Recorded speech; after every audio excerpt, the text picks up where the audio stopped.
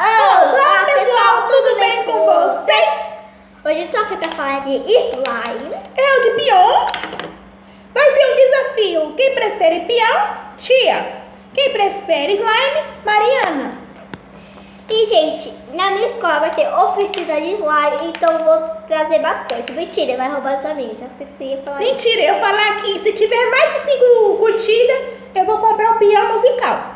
Ele é maior, tem mais luz, é da hora, gente. E ela vai trazer esse negócio sem graça. Mas tudo bem.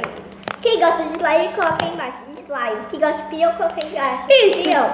Se o meu peão perder, eu não vou nem voltar no vídeo, tá? Por favor.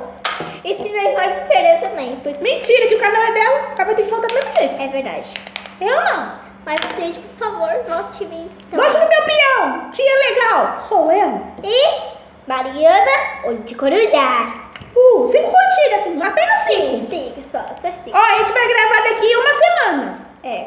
Se tiver mais de 5, eu vou comprar o peão da hora, pra nós brincar aqui legal. É, e uma slime bem legal.